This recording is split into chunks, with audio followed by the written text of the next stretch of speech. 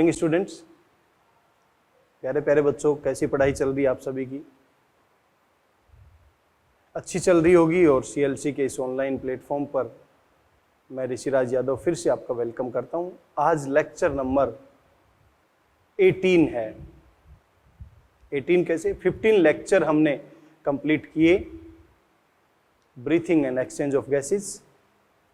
2 lecture जो हमने complete किए वो डाइजेशन एंड एब्जॉर्प्शन, और आज तीसरा है, तो 15 और 3 18th लेक्चर।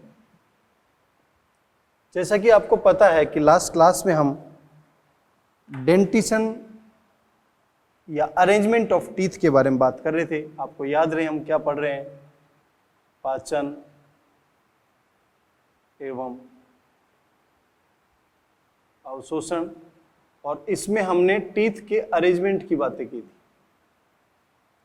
कि किस तरीके का टीथ अरेंजमेंट 5 साल के बच्चे में कैसा होता है, 17 साल का बच्चा जो पीएमटी की तैयारी कर रहा है उसमें कैसा होगा, एडल्ट ह्यूमन बीइंग में कैसा होगा, डेंटिशन और डेंटल फॉर्मूला, जो भी दंत सूत्र थे उन सब के बारे में बात की थी। इसके साथ साथ मैंने 17 साल के बच्चे का कंपैरिजन रैबिट के अंदर किस तरीके का डेंटल फॉर्मूला होता उसके बात की थी। आज हम पिछले 8-10 साल में क्वेश्चन पूछे गए हैं डेंटल फॉर्मूला से रिलेटेड, जरा उन पे नजर एक बार डाल लेते हैं कि कैसे क्वेश्चन पूछे जाते हैं और कितना इंपॉर्टेंट ये है। 2011 से लेकर 2019 तक की मैं बात करूं तो 4 डिफरेंट टाइप के क्वेश्चन पूछे जा चुके हैं। पहले उन क्वेश्चन पे नजर डालते हैं।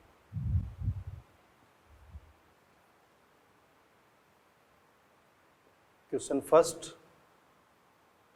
जो AIPMT 2011 में पूछा गया, निम्नलिखित में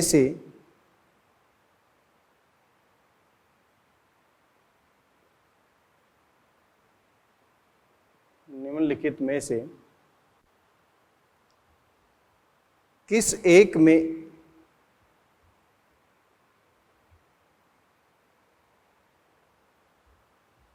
एक सामान्य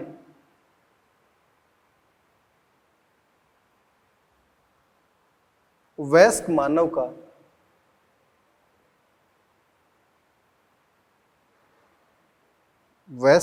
का दंत सूत्र सही दिया गया है?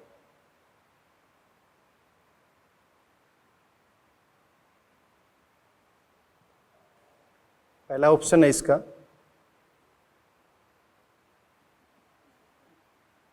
दूसरा, तीसरा, चौथा। 3 1 3 3 3 1 3 2 1 2 3 2 1 2 2 1 3 3 2 1 2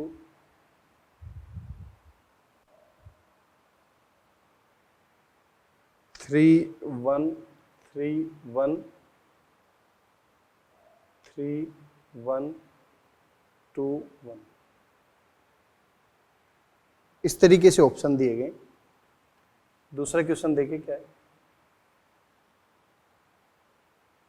जो AIPMT 2015 AIPMT 2015 2 बार हुई थी जैसा आपको पता है।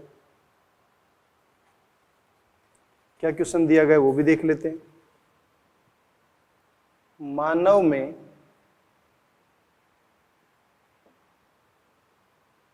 प्राथमिक दंत विकास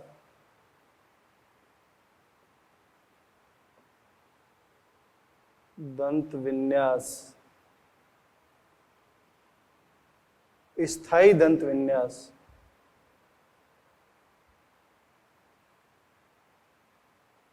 स्थायी दंत विन्यास से इस नाते भिन्न होता है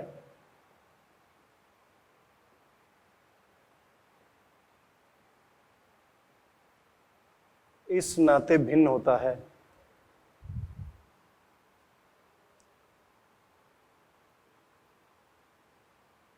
कि प्राथमिक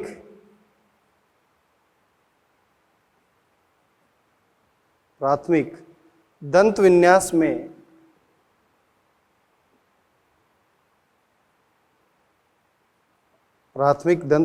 में निम्नलिखित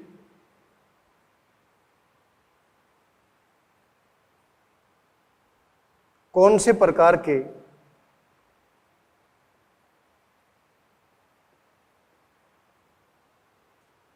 दांत नहीं होते?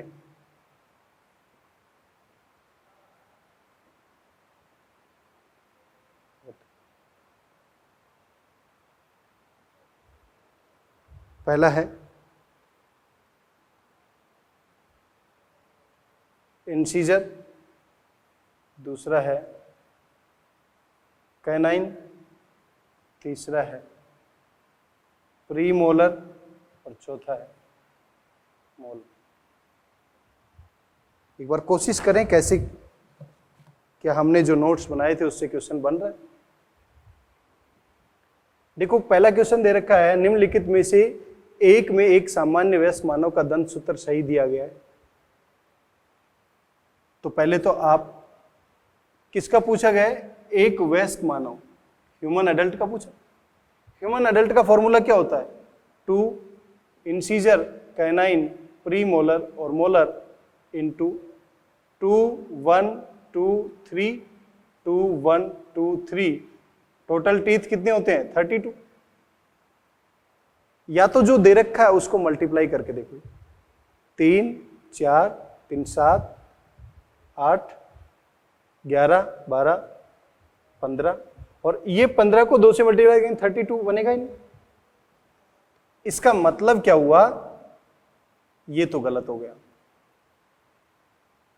यहां पर 2133 ये भी फॉर्मूला नहीं, 2123 ये करेक्ट ऑप्शन है, ये भी गलत।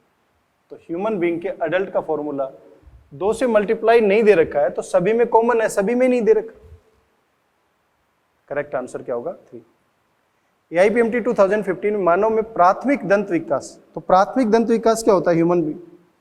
2 into incisor, canine, premolar and molar, 2 1 0 2 2 1 0 2, ये प्राइमरी है। स्थायी दंत विन्यास क्या है? 2 इंटू इंसीजर, कैनाइन, प्रीमोलर और मोलर, 2 1 2 3 2 1 2 3। ये तो क्या हो गया? स्थायी। और ये क्या हो गया? प्राइमरी। तो प्राथमिक दंत विकास में कौन से दांत नहीं होते? देखो यहां इंसीजर भी है, कैनाइन भी है, प्रीमोलर भी है, मोलर भी है। यहां पर इंसीजर भी है, कैनाइन भी है, ये नहीं है। तो करेक्ट आंसर क्या होगा? क्लियर? अब देखो 2017 में और 18 में भी क्वेश्चन पूछे गए, वो भी देख लेते हैं।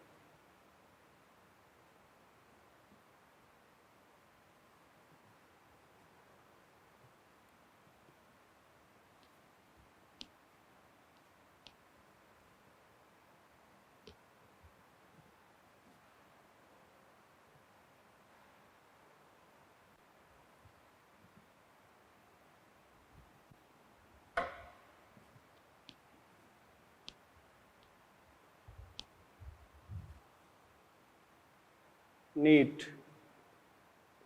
2017 क्वेश्चन क्या पूछा गया? देखिए, एक 2 वर्ष के शिशु को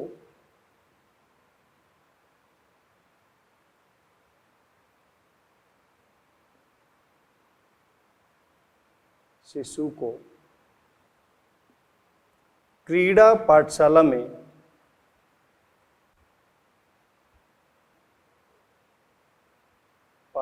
में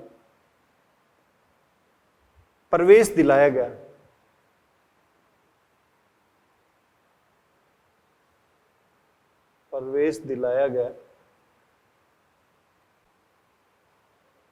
वहां दंत परीक्षण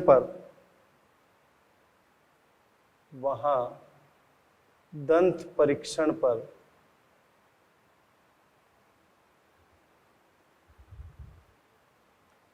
एक दंत चिकित्सक ने पाया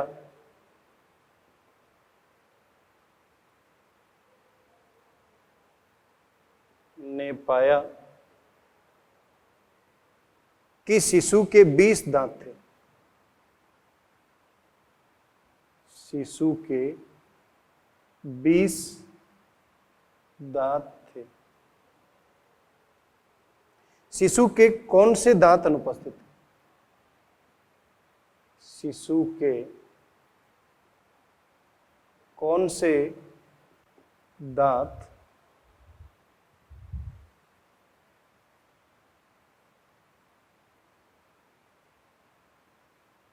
अनुपस्थित?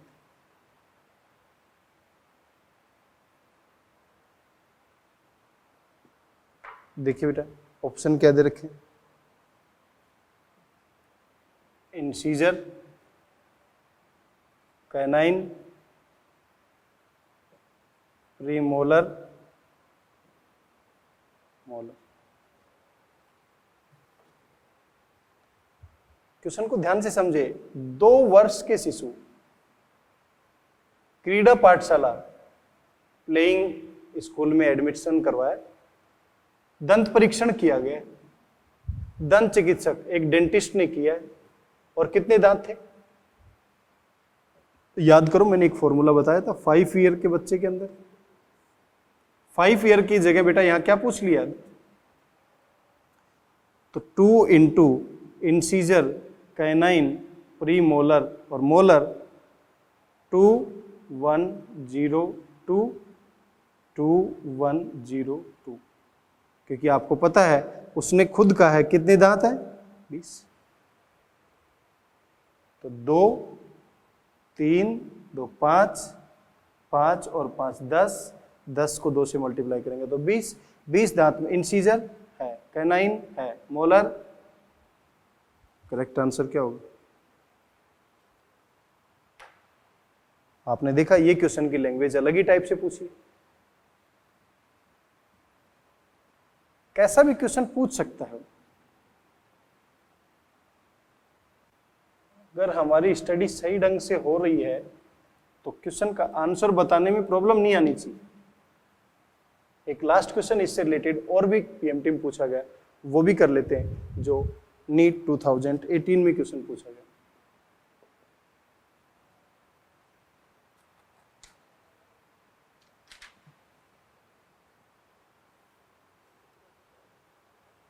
निम्नलिखित में से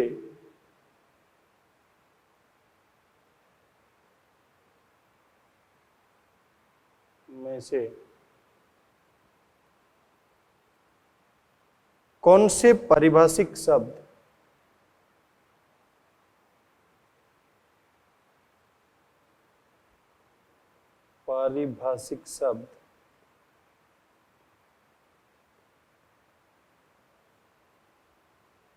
मानव दंत विकास को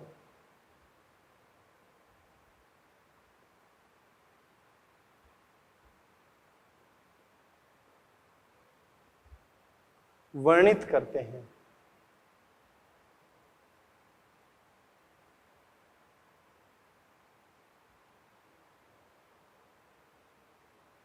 वर्णित करते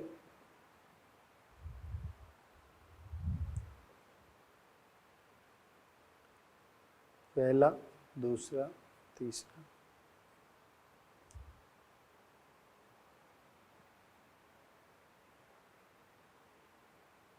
प्लूरोडोंट,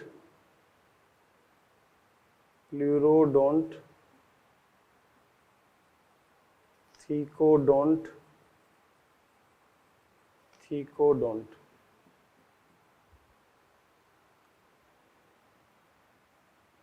मोनोफायोडोंट,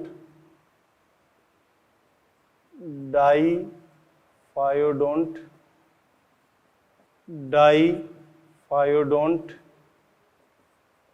डाईफायोडोंट।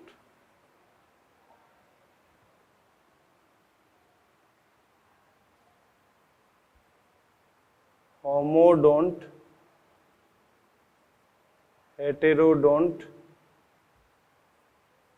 Heterodont, homodont. इस क्वेश्चन को भी देखते हैं और फिर आगे बढ़ते हैं।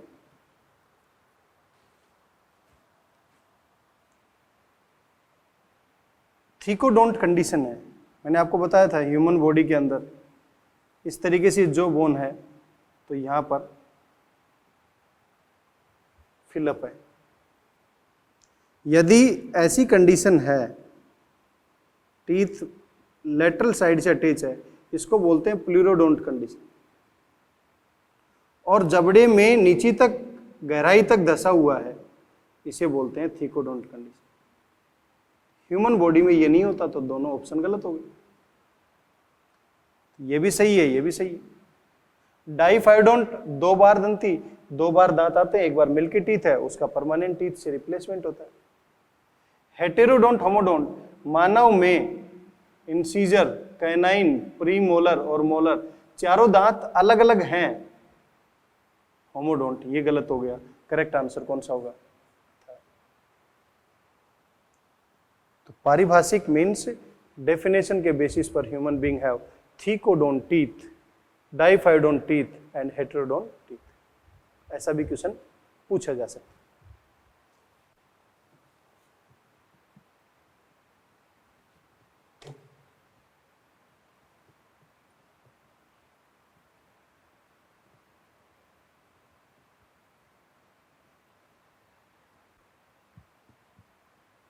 क्लियर है सबको यहां तक?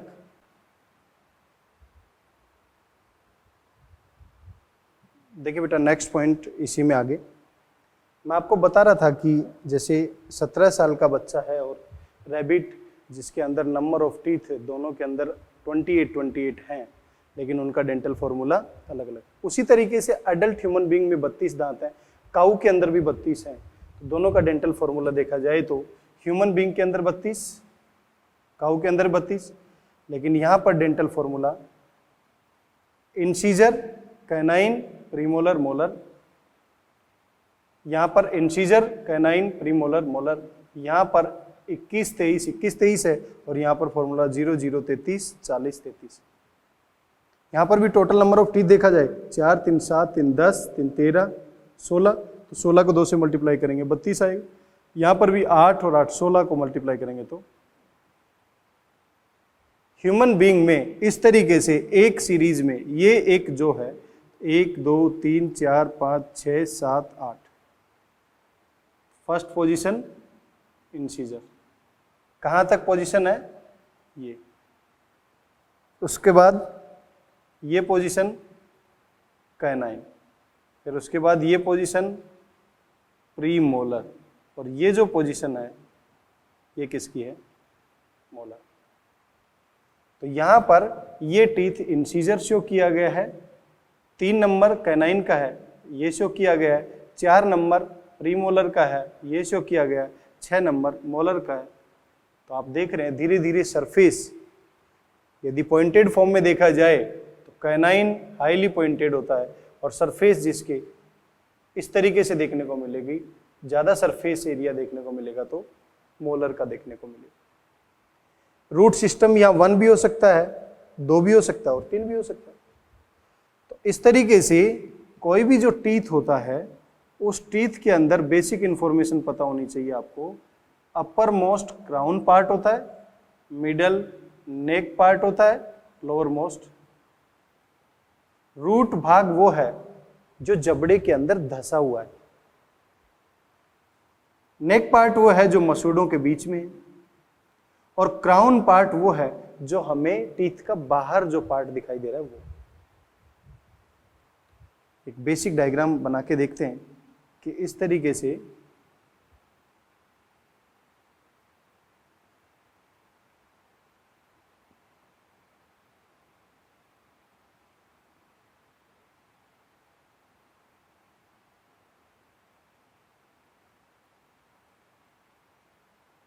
ये कोई टीथ है और इस टीथ के आउटर मोस्ट जो कवरिंग है वो यहां से कवर किया हुआ है, इस आउटर मोस्ट कवरिंग को बोलते हैं, बॉडी का हार्डेस्ट मटेरियल है ये इनेमल। एमाइलोब्लास्ट सेल होती हैं जो एक्टोडर्म की होती हैं, उसने फॉर्मेशन किया इसे। और जो ये मेजर फॉर्मेशन, जो मेजर पार्ट जो दिखाई दे रहा है, इस मेजर पार्ट को हम बोलते हैं डेंटाइन पार्ट, जो ओडोंटोब्लास्ट सेल जो कि मीजोडर्मल ओरिजिन की है, उसने फॉर्मेशन किया। इसी की लेटर भाग पर देखें तो ऐसा दिखाई देगा, इसी के लेटरल या पार्श्व भाग पर दिखाई दें तो ये क्या है, जो बोन का सॉकेट है।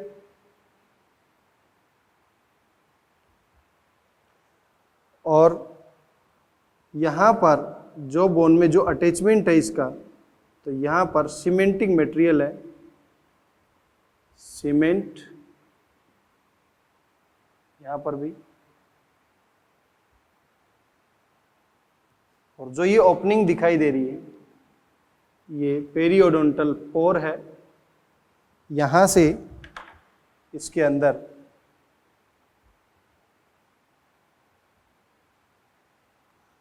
नर्व सेंसेशन और ब्लड की सप्लाई है, नर्व एंड। तो जो ये बाहर पार्ट आपको दिखाई दे रहा है, ये वाला कौन सा पार्ट हो गया, क्राउन। ये वाला पार्ट कौन सा हो गया, नेक। और ये वाला पार्ट कौन सा हो गया, रूट सिस्टम। तो इसका ट्रीटमेंट जब करवाते हैं, जिसे बोलते हैं रूट कैनाल ट्रीटमेंट, RCT, वो भी इसी से रिलेटेड है। यदि टीथ का पार्ट यदि कोई डैमेज हो जाता है तो उससे रिलेटेड। इस तीनों पार्ट में मेजर पोर्शन जो है वो डेंटाइन का है, और ये dentine near about 67% part calcium phosphate का बना होता है।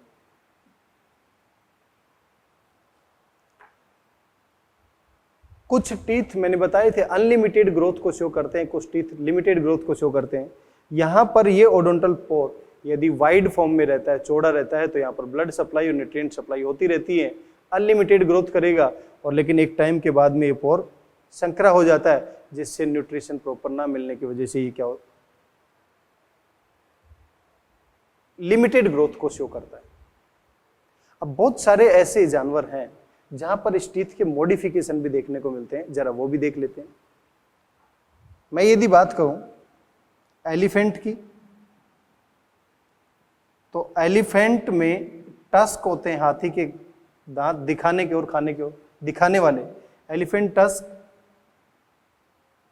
इंसीजर टीथ के मॉडिफिकेशन से बने होते हैं। एक होता है वालरस,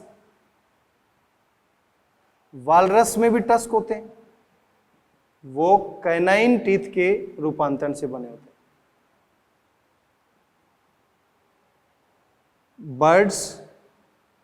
बर्ड्स में टीथ नहीं होते हैं, उनकी जगह पर टीथ बीक या चोंच में रूपांतरित हो जाते हैं। स्लोथ एंड आर्मेडिलो, इनके अंदर इनेमल नहीं होता। तो ये इंफॉर्मेशन भी आपको पता होनी चाहिए।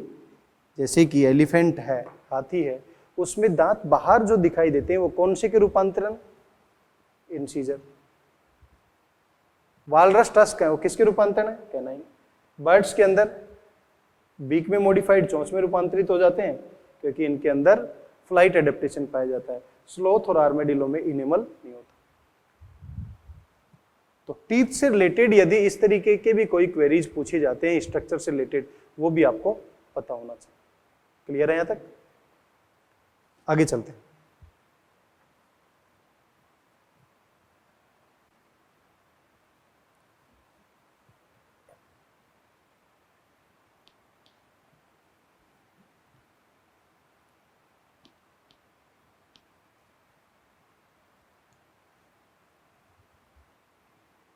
नेक्स्ट पॉइंट हम ले रहे हैं मस्कुलर वॉलेंट्री स्ट्रक्चर, जो टंग है या जिह्वा है उसकी संरचना से रिलेटेड। देखो दो तीन चीजें हैं जो यहां पर मैं बता रहा हूं। ये हमारे पास अपर जो, ये लोअर जो, या टीथ का अरेंजमेंट, और ये साइड में हमारे गाल हैं, चीक बोलते हैं। इन दोनों के बीच में यहां पर क्या है, टीथ। इन दोनों के बीच में जो स्पेस है उसे बोलते हैं वेस्टिब्यूल।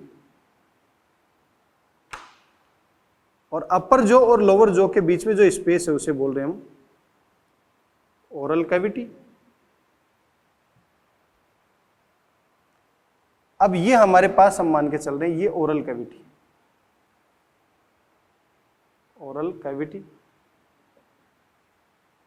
इसका जो फ्लोर है वहां पर स्ट्रक्चर अटैच है, मस्कुलर स्ट्रक्चर। ही जिस स्ट्रक्चर से अटैच है उसे हम बोल रहे हैं फ्रेनुलम, और जो ये स्ट्रक्चर है इसे हम बोल रहे हैं टंग या जिह्वा। तो फर्श के ऊपर क्या है, टंग। अपर पार्ट जो है, ये अपर पार्ट का एंटीरियर पार्ट हार्ड है, जिसे बोल रहे हैं हार्ड पैलेट या कठोर तालु।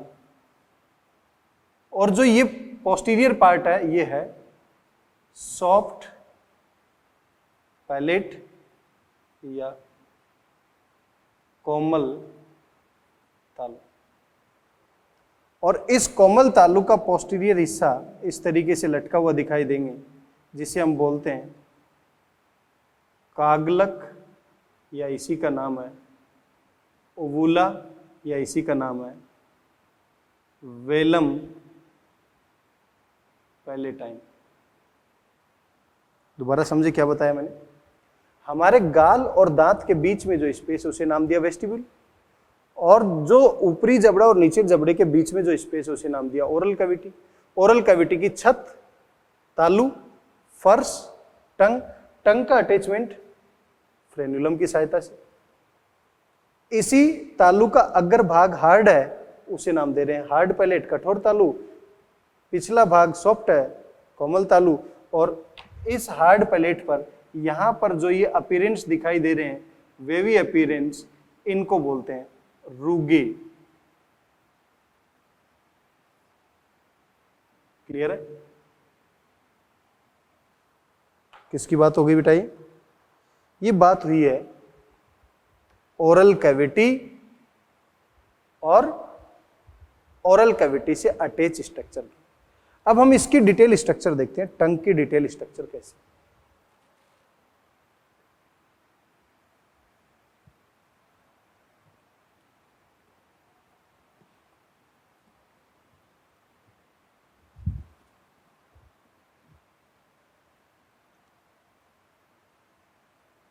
टंग,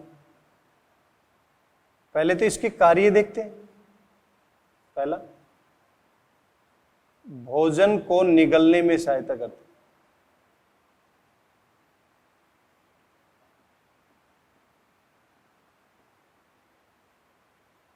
दूसरा, स्पीच,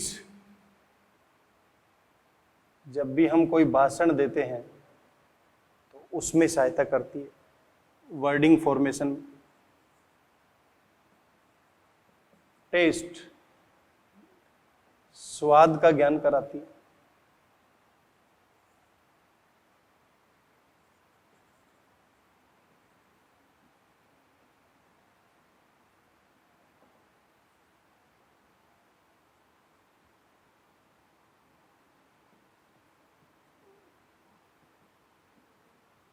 मुख गुहा की सफाई। और फिफ्थ, कुछ एनिमल ऐसे हैं वहां पर थर्मो रेगुलेशन जैसे कि डॉग, मीन्स ताप को नियंत्रण में सहायता करती। ये सभी टंग के क्या है कार्य है? भोजन को निगलने में सहायता कर रही है, भाषण देने में या स्वाद का ज्ञान कराती है, मुख गुहा की सफाई करने में, या थर्मो रेगुलेशन का काम करती है। अब यदि हम इसे टेस्ट के बेसिस पर देखें, टेस्ट के बेसिस पर देखें तो ये हमारे पास टंग, और इस टंग के यहां पर उल्टे वी समान संरचना पाई जाती है। इस उल्टे वी समान संरचना को बोलते हैं सल्कस टर्मिनेल। इसका ये अग्र भाग, ये अग्र पार्श्व भाग, ये पश्च पार्श्व भाग, और ये इसका पश्च भाग। ये सल्कस टर्मिनेल आगे के इस पार्ट को और पीछे के इस पार्ट को अलग कर रही है। तो पीछे का 1/3 भाग है जिसे हम बोलते हैं फेरिंजियल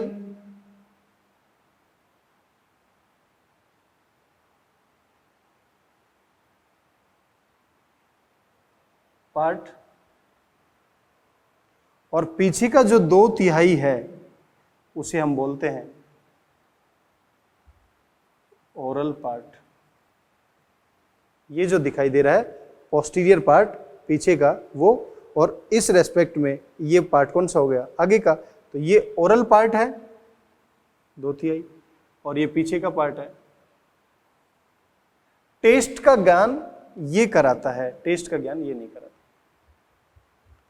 तो आगे का जो ये भाग है ये स्वीट एंड सॉल्ट, मीठे और नमकीन का ज्ञान। ये सॉल्ट, ये सॉर खट्टे का, और ये बीटर कड़वे का, और ये प्याज और लहसुन मीन्स ऑनियन एंड गार्लिक। इसका मतलब हमारे इस टंग के ऊपर चिलीज के टेस्ट रिसेप्टर नहीं होते हैं, केवल बर्निंग सेशन होता है। तो बच्चों हम टंग की स्ट्रक्चर के बारे में बात कर रहे हैं। इस तरीके से मैंने अभी बताया कि ये टंग का एंटीरियर मोस्ट, ये टंग का एंटीरियर लेटरल अग्र पार्श्व, ये अग्र भाग है, ये अग्र पार्श्व, ये पश्च पार्श्व, और ये वाला भाग पश्च भाग है। और ये मैंने आपको बताया वी शेप, जो इन्वर्टेड वी शेप में जो ये पार्ट दिखाई दे रहा है इसको क्या नाम दिया? सल्कस टर्मिनेल। और जो ये सल्कस टर्मिनेल है, इस सल्कस टर्मिनेल के ये पीछे का जो भाग है ये 1/3 भाग है, आगे का जो भाग है ये 2/3 भाग है। इसको बोलते हैं ओरल पार्ट, और इसको बोलते हैं फेरिंजियल पार्ट।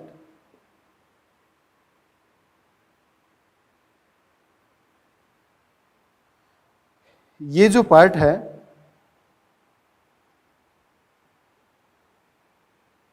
ये स्वीट एंड सॉल्ट, उसके स्वाद का ज्ञान कराता है। ये साल्ट, ये सौर खट्टा, और ये पश्च भाग है ये बीटर या कड़वा। तो मीठे और नमकीन का,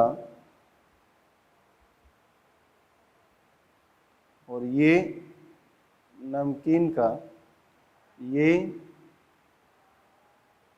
खट्टे का, और ये कड़वे का, और जो बीच का ये भाग रह गया ये है ओनियन एंड गार्लिक। जो प्याज और लहसुन है उसके स्वाद का ज्ञान कराता है। तो ध्यान से समझिए, यहां स्वाद का ज्ञान करने के लिए कौन कौन से पार्ट यहां पर रेस्पॉन्सिबल हैं। तो इसके पास ये जो हमारी टंग है, इस टंग के पास 4 डिफरेंट टाइप्स, 4 अलग अलग प्रकार के पैपिलाज पाए जाते हैं,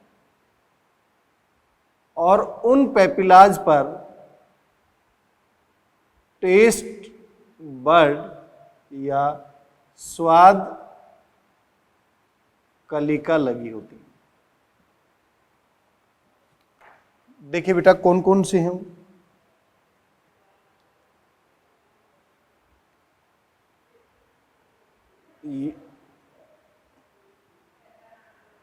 पोस्टीरियर 1/3 पार्ट, ये एंटीरियर 2/3 पार्ट। यहां पर इस तरीके से पूरी सरफेस के ऊपर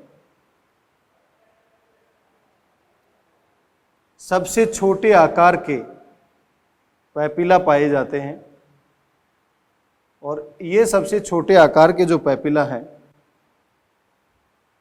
इन्हें बोलते हैं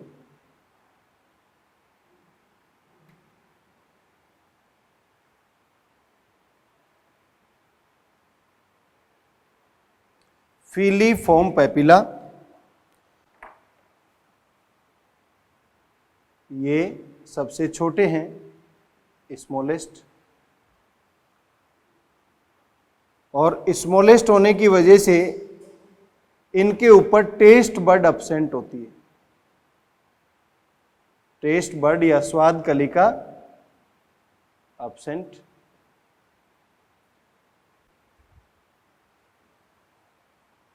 यहां पर इस तरीके से आपको डॉटेड फॉर्म में दूसरे प्रकार के पैपिला दिखाई देंगे। इन्हें बोलते हैं फंजीफॉर्म पैपिला। यहां पर टेस्ट बड पाई जाती है, इनका आकार इनसे बड़ा है। तो पहला प्रकार क्या हो गया? फीलीफॉर्म। दूसरा प्रकार क्या हो गया? फंजीफॉर्म। तीसरा है जो मानव के अंदर अनुपस्थित होते हैं, इन्हें लेबल कर रहे हैं फोलिएट पैपिला, जो कि मानव के अंदर क्या है? अनुपस्थित है। और चौथा जिसका आकार सबसे बड़ा है उसे बोलते हैं सरकम वैलेट पैपिला, जो लार्जेस्ट है, यहां पर दिखाई देंगे।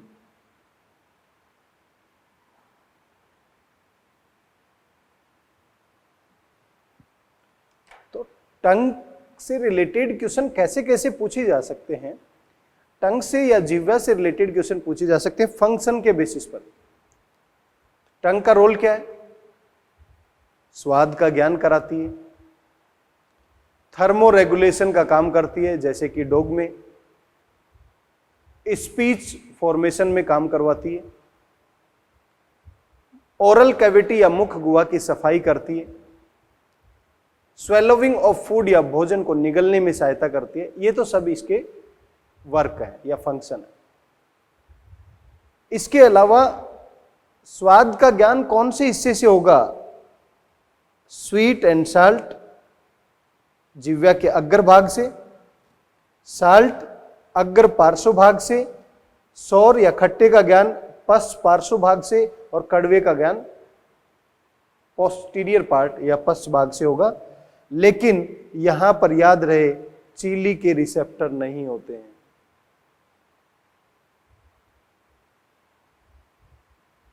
नहीं होते, केवल बर्निंग सेशन होता है। बर्निंग सेशन, सेंसेशन, और बर्निंग सेंसेशन जो होता है इसका मतलब जलन की अनुभूति होती है, जबकि चीली या मिर्च के रिसेप्टर नहीं पाए जाते। नेक्स्ट क्वेश्चन कैसे बन सकते हैं? इसके कौन से भाग में स्वाद कलिकाएं पाई जाती हैं? केवल ओरल भाग में स्वाद कलिकाएं पाई जाती है, फेरेंजियल भाग में नहीं पाई जाती। ओरल भाग कौन सा है? आगे का 2/3 भाग। फेरेंजियल भाग कौन सा है? पीछे का 1/3 भाग। इसके ऊपर 4 प्रकार के पेपिला होते हैं। सबसे छोटे और पूरे सरफेस के ऊपर ये जो दिखाई दे रहे हैं इनको बोलते हैं फिलीफॉर्म पेपिला, स्मॉलेस्ट है।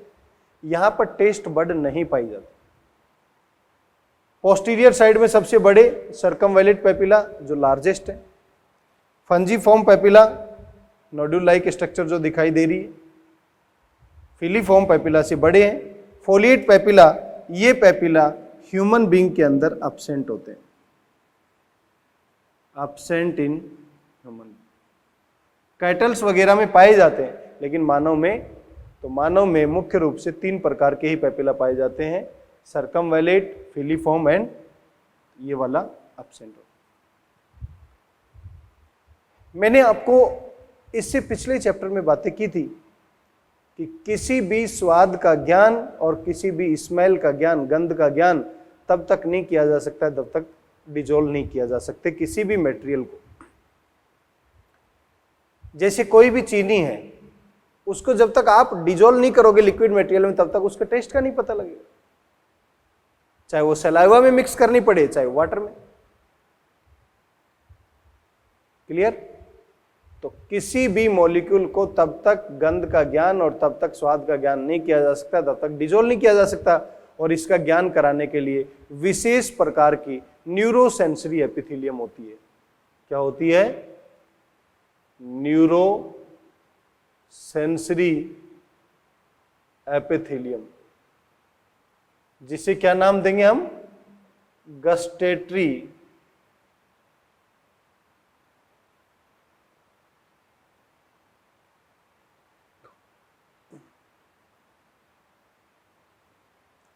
और ये गंध का ज्ञान करा।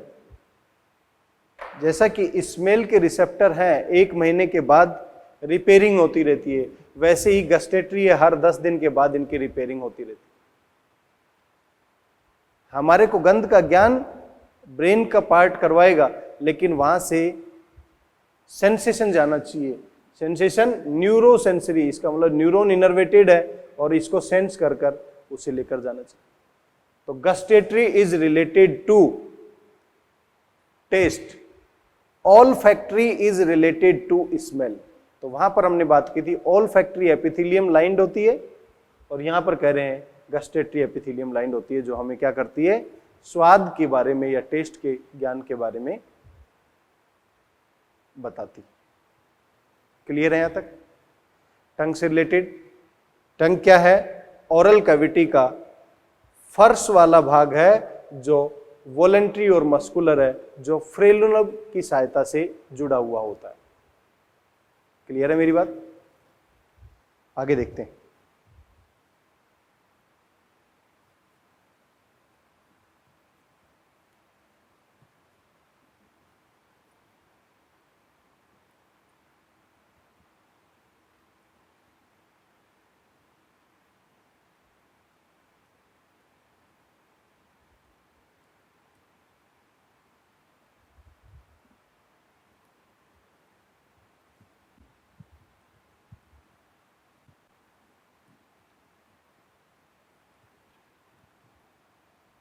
नेक्स्ट बात कर रहा हूं कि यदि हमारे माउथ को ओपन किया जाए तो कुछ लिम्फोइड ऑर्गन जो हैं, लसिका के अंग हैं, लसिका के अंग रिंग के रूप में दिखाई देते हैं, ऐसे दिखाई देंगे।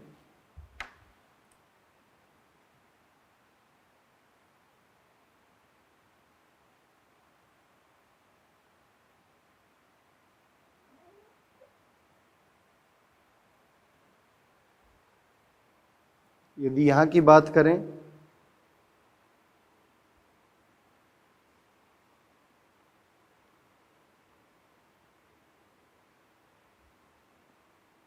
तो यहाँ पर जो लसिका ऑर्गन मिलते हैं उन्हें बोलते हैं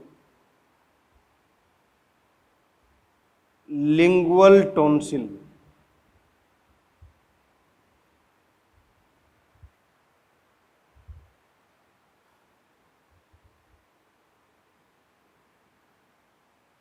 यहाँ पर भी लसिका के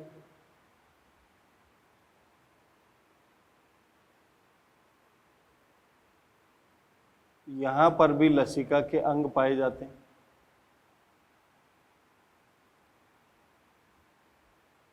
और यहाँ पर भी लसिका के अंग पाए,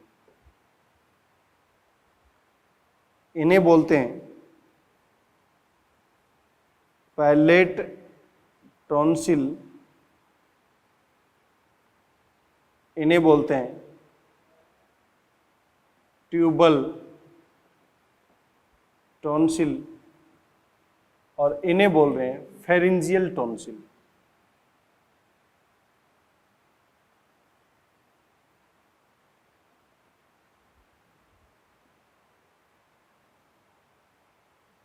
ये जो आपको जो स्ट्रक्चर दिखाई दे रही है ये एक रिंग के रूप में, जैसे हम माउथ को ओपन करें ऐसे तो पूरे रिंग की फॉर्म में पीछे के भाग में फेरिंजियल टॉन्सिल, इन फेरिंजियल टॉन्सिल को एडिनोइड्स भी कहा जाता है। यूस्टेकियन ट्यूब जो लेटरल साइड में ओपन होगी उसके पास में ट्यूबल टॉन्सिल, पैलेट तालू वाले भाग में पैलेट टॉन्सिल और टंग के नीचे वाले भाग में लिंगुअल टॉन्सिल पाए जाते हैं। इन सभी की जो रिंग का निर्माण करते हैं इसी को बोलते हैं वाल्डेयर्स। मान लो आपसे कोई पूछ लेता है कि वाल्डेयर रिंग क्या है, तो पता होना चाहिए वाल्डेयर रिंग विभिन्न प्रकार के टॉन्सिल या लसिका की जो गांठें होती हैं उन लसिका ऑर्गन जो हैं उनकी एक रिंग शेप ओरल कैविटी को ओपन करने पर दिखाई देगी, उसी को बोल रहे हैं वाल्डेयर्स रिंग। क्लियर? नेक्स्ट देखिए, अभी हम ओरल कैविटी में टंग से रिलेटेड और वाल्डेयर रिंग से रिलेटेड बातें की। आगे चलकर आपको यह भी पता लगेगा कि टंग में दो तरीके की मूवमेंट होती है। जो टंग है उसमें दो तरीके की मूवमेंट, एक तरीके की जो मूवमेंट है उसे बोलते हम रोलर, नॉन रोलर, और दूसरे की इनवर्ड एंड आउटवर्ड। जो हमारी जिह्वा है उस जिह्वा की दो तरीके की मूवमेंट कैसी हुई, हम टंग को रोल कर पा रहे हैं या नहीं कर पा रहे हैं, ये अंदर की बात है, और टंग को बाहर और अंदर ले जा रहे हैं या नहीं ले जा पा रहे हैं।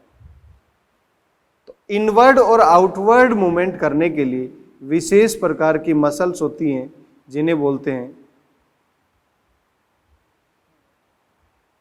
एक्सट्रिंसिक मसल, और रोल करवाने के लिए दूसरी मसल है जिन्हें बोल रहे हैं हम इंट्रिंसिक। आगे जेनेटिक्स में भी आपको कुछ चीजें मिलेंगी यहां से कि रोलर जो होता है वो कैरेक्टर डोमिनेंट होता है, जबकि नॉन रोलर जो कैरेक्टर होता है वो रिसेसिव होता है। रिसेसिव मीन्स अप्रभावी लक्षण, और ये क्या होता है, प्रभावी लक्षण, और इनकी जीन ऑटोसोम पर उपस्थित होती है। कहां उपस्थित होती है, ऑटोसोम पर उपस्थित होती है। क्लियर है बेटा मेरी बात? यदि हम बात करें इसी टंग से रिलेटेड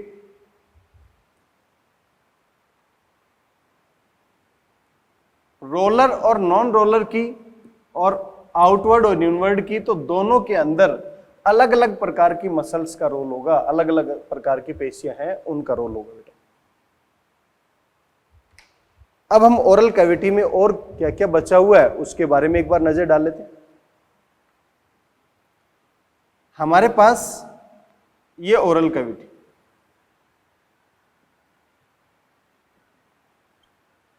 मुख गुहा, और मुख गुहा से बाहर मैंने अलग अलग सलाइवरी ग्लैंड्स की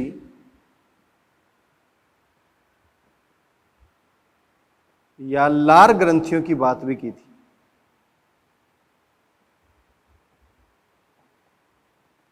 कि जिनकी लोकेशन क्या है, लोकेशन मीन्स कहां स्थित है, आउटसाइड द ओरल कैविटी, और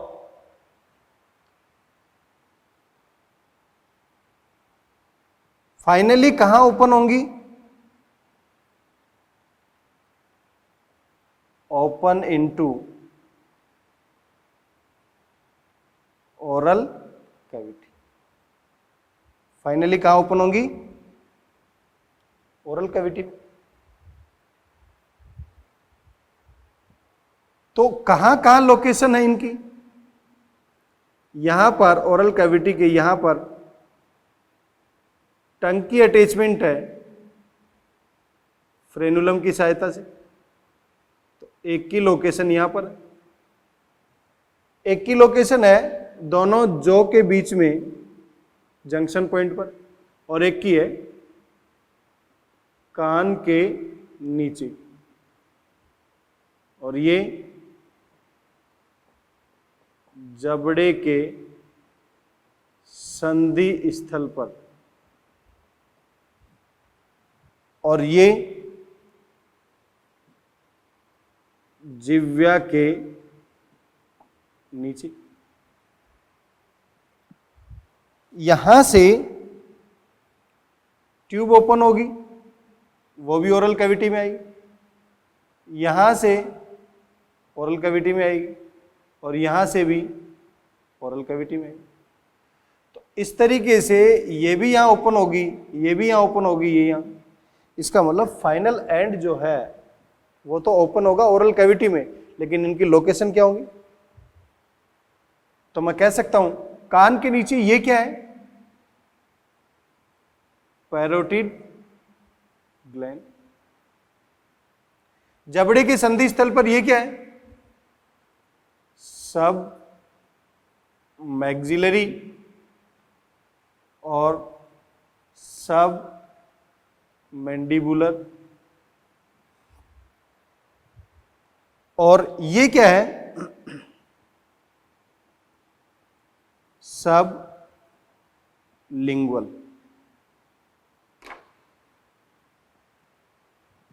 तो पैरोटिड को कनेक्ट करने के लिए यहां पर एक डक्ट है,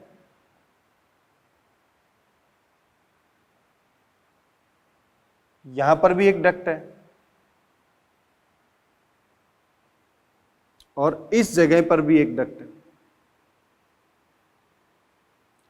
सभी जगह डक्ट है। इसका मतलब मानव के अंदर 3 पेयर या टोटल में 6 जो लार ग्रंथियां हैं उन सभी के पास डक्ट है।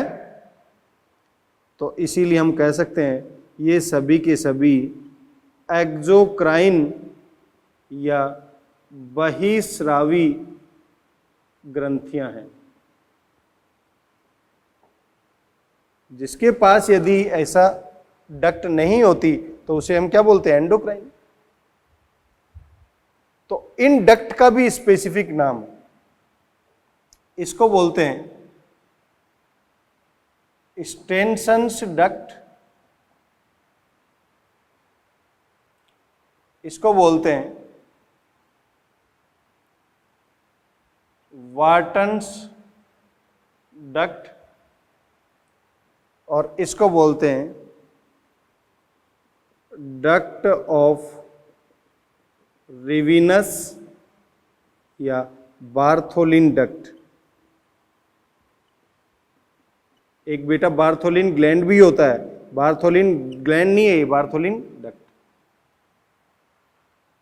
तो यहां पर हमने देखा 3 जोड़ी या टोटल में 6 जो लार ग्रंथियां हैं, वो 6 की 6 लार ग्रंथियां सभी मुख गुहा से बाहर स्थित होती हैं, लेकिन फाइनली उनकी ओपनिंग मुख गुहा के अंदर होगी।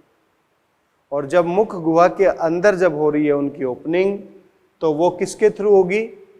अलग अलग नलिकाओं के द्वारा, और उन अलग अलग नलिकाओं का भी विशेष नाम दे रखा है। पैरोटिड ग्लैंड जो लार्जेस्ट ग्लैंड है, सबलिंगुअल ग्लैंड जो स्मॉलेस्ट ग्लैंड है। इस पैरोटिड ग्लैंड की डक्ट को बोलते हैं स्टेनसन्स डक्ट। ये जो सबलिंगुअल की डक्ट है इसे बोलते हैं डक्ट ऑफ रिविनस या बार्थोलिन डक्ट।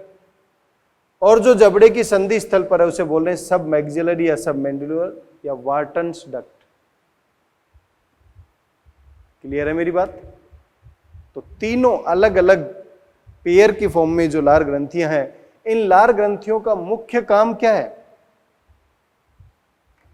इनका मुख्य काम क्या है? Saliva secretion. सलाइवा सीक्रेशन, इसका मतलब लार का श्रावण करना, जो लगभग 1 से लेकर 1.5 लीटर पर डे हमारी बॉडी में सीक्रेट होती है। 1 से लेकर 1.5 लीटर पर डे। हम नेक्स्ट क्लास में जब बात करेंगे लेक्चर नंबर 19 में, तो इस सलाइवा के कंपोजिशन या इस लार के क्या क्या घटक हैं उनकी बात करेंगे।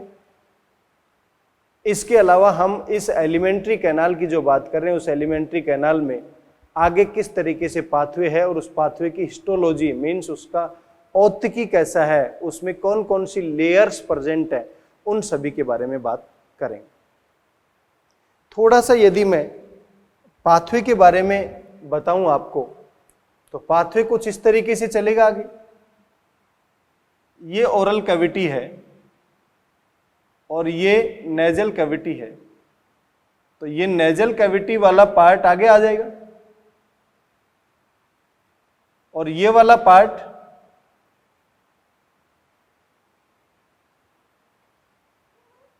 इस तरीके से पीछे की साइड चला गया।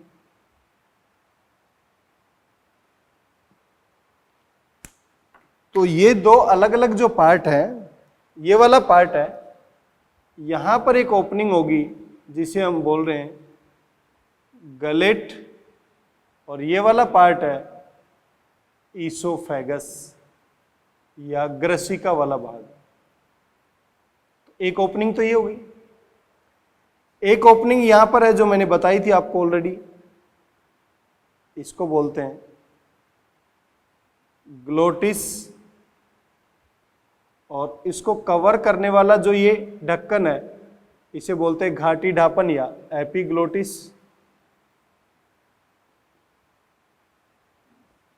इसका मतलब 2 पाथवे मिल गए हमें। और ये वाला पाथवे जो है ये कौन सा है?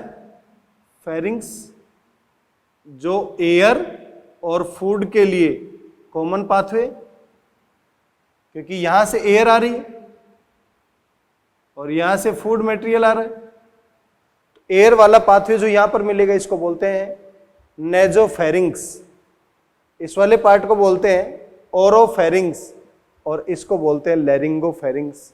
ये फेरिंजियल पार्ट एक कॉमन पाथवे है जो फाइनली 2 ओपनिंग में ओपन होगा। एक साइड में गैलेट, गैलेट से भोजन आगे की तरफ ईसोफेगस में जाएगा, और एक साइड में ग्लोटिस जिसको एपिग्लोटिस कवर करता है, यहां से एयर, जो इस पार्ट में ये जो ट्यूब है इसको बोलते हैं ट्रेकिया। तो जब हम भोजन को निगलते हैं तो निगलते टाइम, जैसे ही भोजन यहां पर जा रहा है तो निगलते टाइम पर फ्रैक्शन ऑफ सेकंड कुछ समय के लिए सांस को रोकना पड़ता है